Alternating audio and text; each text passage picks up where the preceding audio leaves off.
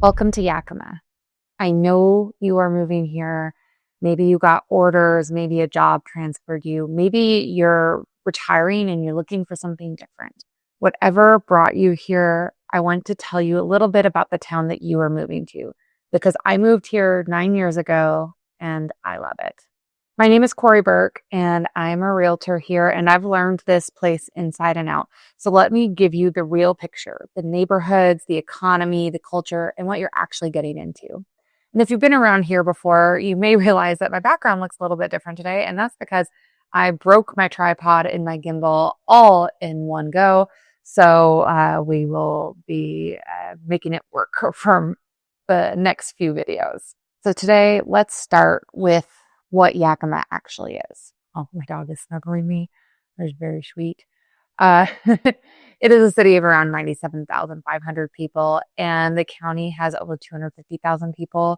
And this really matters because in Yakima, the county is the real community. It's all the surrounding areas and everything that are around Yakima.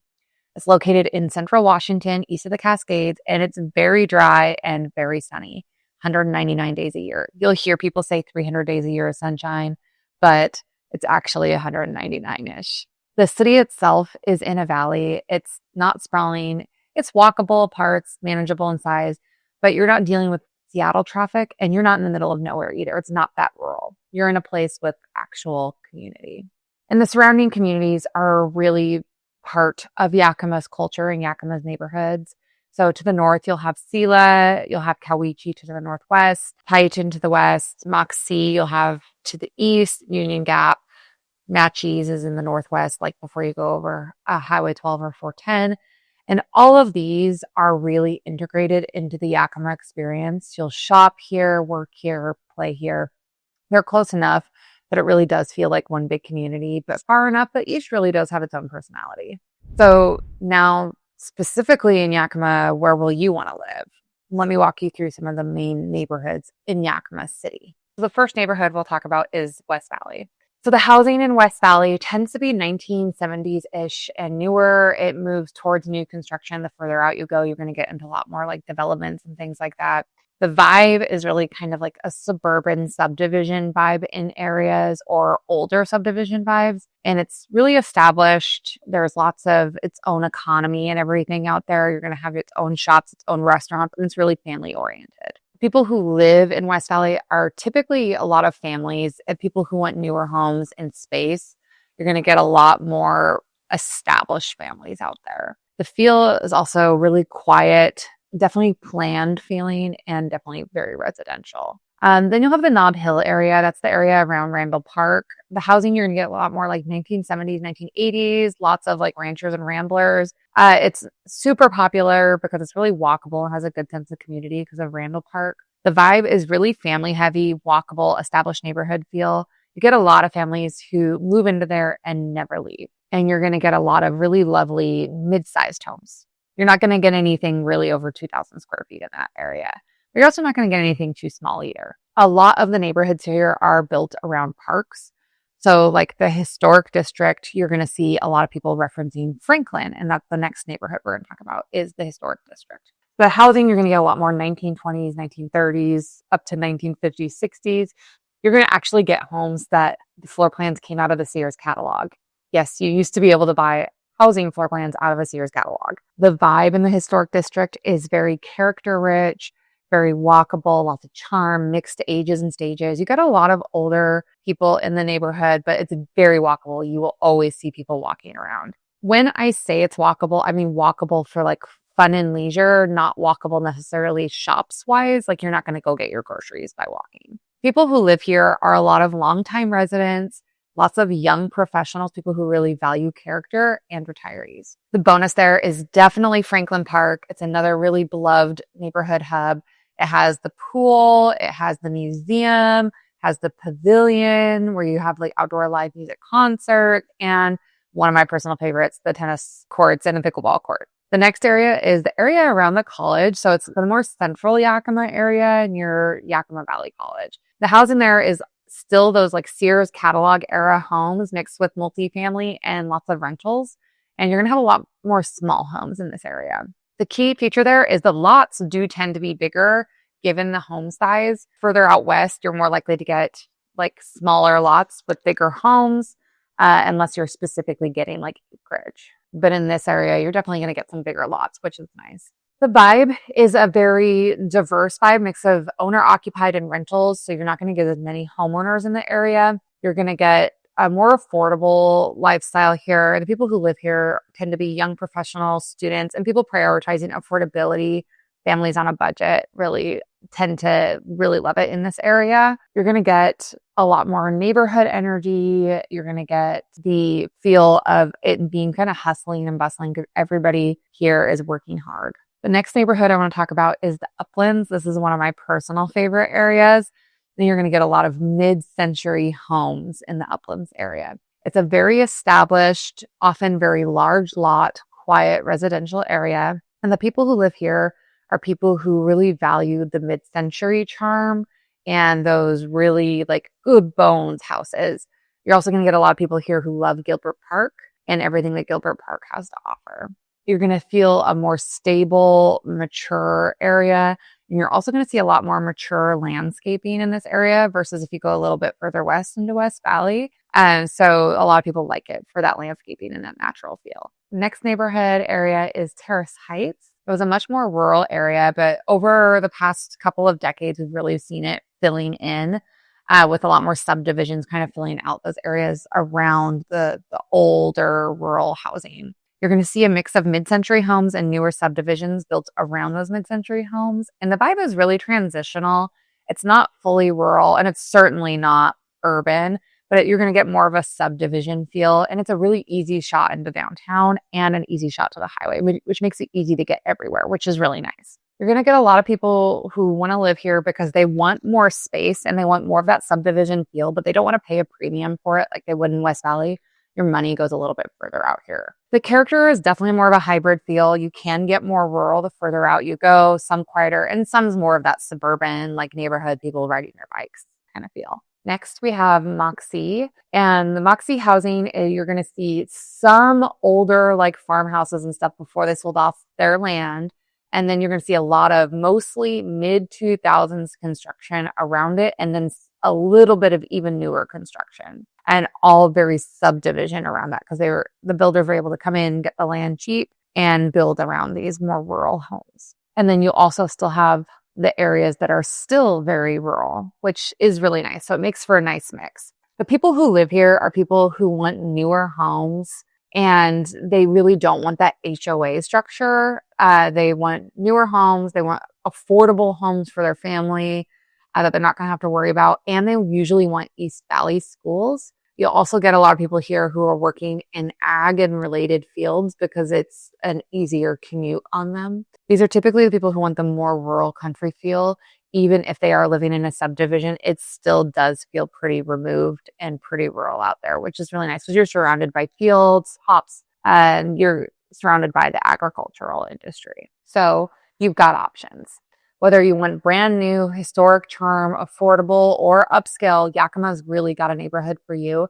And that gets even more into micro neighborhoods from there. Every single one of them has their distinct own flavor. So why does Yakima even exist? What do people actually do here? So the foundation of Yakima is really agriculture. It's agricultural powerhouse. It's not quaint. It is not a side thing. It is the economic engine here in Yakima. Yakima Valley produces more apples than anywhere else in the nation. It's also number one in the nation for hops and mint. Peaches, cherries, pears, wine grapes, and livestock are also really big here. We have 1.8 million acres of farmland and 2.3 billion with a B in annual farm sales. So over 29,000 jobs here are tied to agriculture. This is not nostalgia. This isn't yearning for yesteryear. This is the current economy, and we don't see that going anywhere because agriculture is really, really great for this area. And if you're looking for a fun fact about it, so we are the number one hops producer in the United States, and Moxie in particular is the number two hops producer, second only to the entire country of Germany. And actually, Bale Breaker has a beer. It's called Field 49. And my husband really likes it. I'm not a beer drinker myself, but they have a beer called Field 49. And Bill Baker is actually really near our house. We go there frequently.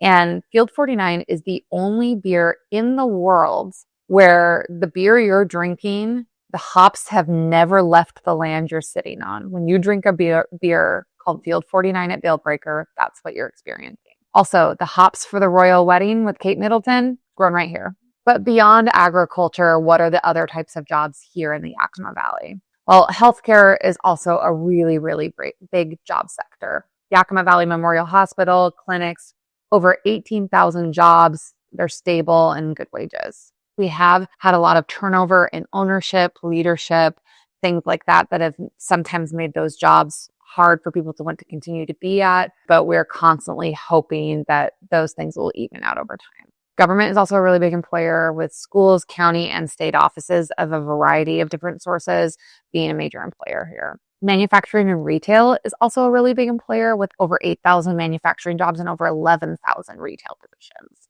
Some growing sectors that we have here in Yakima are small business, local entrepreneurship, and food scene. We have a lot of startup like food carts, restaurateurs, chefs that are opening restaurants here and there. And people really seem to embrace the small business lifestyle here. So let's have some real talk here for a second. The average annual wage is $52,000. The household median income is $62,000. It's not Seattle money, but your dollar does stretch a lot further here. You're not going to see as many white collar jobs in this area where you can out earn the median income. You're moving to a place with a real diversified economy. Agriculture isn't going anywhere. Jobs are stable. So what's it actually like to live here day to day? Let me tell you. Let's talk about one of our main motivators for moving here. And one of our main motivators for moving here was the climate. Yakima is semi-arid. It is very dry. This really surprises a lot of people who, when they think of the Pacific Northwest, they expect rain. So a little bit of the breakdown of it is rain here in Yakima, you're going to see about 11 inches per year, which is really low when you consider that Seattle gets 37. For snow, you're going to see about 18 inches per year. And honestly, I don't even think we've seen that in a long time. And for sunny days, you can expect at least 199 per year. You'll hear the catchphrase all the time, 300 days of sunshine per year. And that's not quite right. 200 is actually pretty good. And the nice thing about that is it means you see the sun a lot. But if you're someone who suffers from seasonal depression, it can be really, really helpful. As far as the seasons go, in the summer, you're going to see it in the high 80s at a minimum. You're going to get the lows in the 50s sometimes at night. But it is not uncommon to have multiple weeks of high 90s, triple digits. So just be prepared that it can get quite hot here and people don't expect it. It's dry, beautiful outdoor weather. It's perfect for hiking, rafting, and being outside. We often say here that in Yakima, you need to have that outdoor living space as well to take full advantage of our weather. In the winter, you're going to see highs in the 40s and lows in the 20s. So you'll see some snow, more likely rain. It's pretty predictable. It's cold, but it's definitely not brutal, especially coming as someone who moved from North Dakota and felt negative 66 at times. That was the coldest I ever felt. A negative 20 on the regular. No, 20 to 40 degrees is very doable. It's not Southern California. You're not going to get, 60s and 70s in the winter. You're definitely going to need a jacket and maybe some chains for your car if you're going to be going over mountain passes. And in the spring and fall, you're going to really feel those mild transitions. They are not very dramatic. They're generally pretty pleasant all the way around. You're going to get a little more rain in the spring, and in the fall, you're going to see really beautiful leaves changing, everything like that. The spring bloom here in Yakima is gorgeous. So they're really pleasant. They're really mild, and they're definitely those transition seasons. So some real talk around that. If you're coming from a rainy climate, like at the west side of Washington, the dryness is a shock, but in a really good way. And if you're coming from somewhere cold, like North Dakota, winters here are really manageable. If you're used to heat, summers are hot, but they're not oppressive like they can be in like Arizona or Texas. So you kind of know what the weather will be now. No surprises. And that's actually really, really nice. You're not going to see a lot of tsunami. You're not going to see tsunamis here because we're in the interior. You're not going to see tornadoes. Most of the weather here is relatively mild. Okay, so you got your neighborhood, you know the economy, and you know the weather, but what makes Yakima feel like home? That's the culture. So this really surprised me when I first got here because I was definitely not expecting the amount of culture that we are very lucky to have here. Yakima has like legit cultural institutions. Larson Gallery is an art gallery here that offers classes, exhibits. It is really beautiful and it is 75 years old. It is still going strong and it's definitely a community hub here where people find ways to gather. The museum is very similar in that way as well. It's very centrally located. Then we have the Warehouse Theater. It is in our 79th season right now, and I am biased because I'm on the board, but that's true, 79 years, and that means something. They offer a full season of shows every single year, workshops, educational programming, and many other types of programs. It really features the community and regional talent that we have in the area, and it's all local community based. And then we have the Capitol Theater, which we are incredibly lucky to have. It's a historic downtown theater. It's gorgeous. And there you're going to find Broadway tours that come here often to tech, especially if they're starting on the West Coast versus the East Coast, which a lot of tours don't do. You would not expect to see Broadway tours in a city of 100,000. They also book a lot of other professional shows that maybe not necessarily Broadway tours, but they are regional touring productions. And we are so lucky to have that. You do not expect a town of 100,000 to get Broadway shows, and yet we get to experience it here. You're also not isolated from arts and culture here. You're really close to Seattle and Portland. They're both 3 hours or less away, and you can go see shows there anytime. You can go make a matinee and make it back and make a day of it. The food scene here is legit.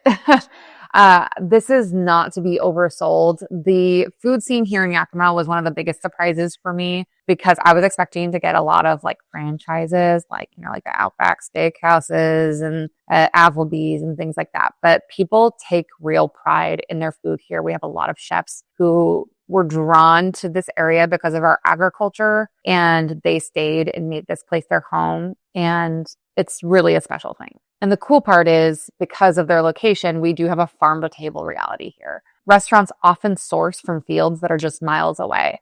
Chefs often know the growers and suppliers personally. The seasonal menus actually mean something. And when produce is in season, you taste it fresh. The peach creme brulee is a short season specialty at Zesta Cucina that I look forward to every year.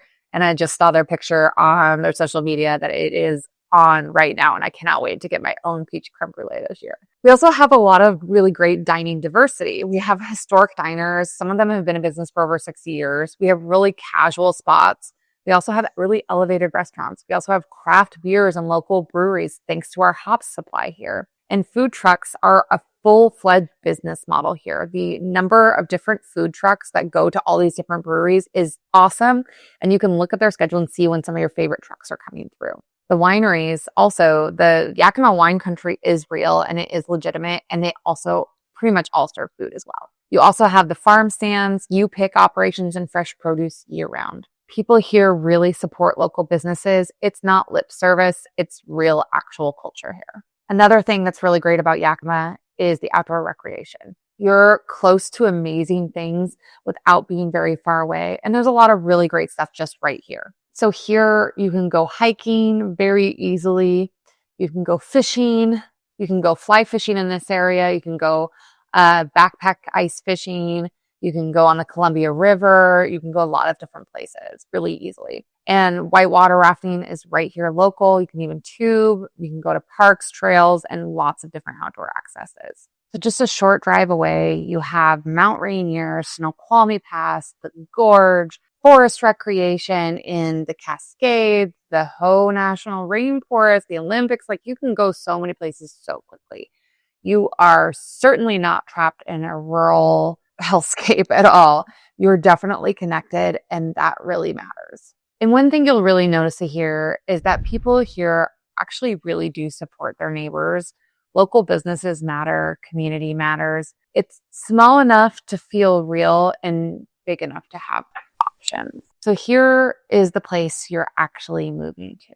You're actually moving to a place with real neighborhoods with their own character, a really solid economy, predictable weather, real culture and art, real great location to get to many different areas, excellent food, and outdoor access without isolation. And look, I'm not going to tell you that Yakima is perfect. No place is, but I moved here 9 years ago without knowing anybody, and I built a life here that I genuinely love.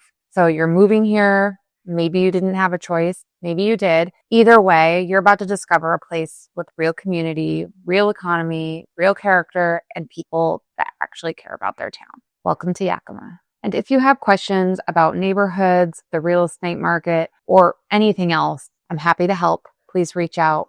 I'm here. And if you'd like to learn about working with me, you can follow the link down below for the questionnaire to get you started.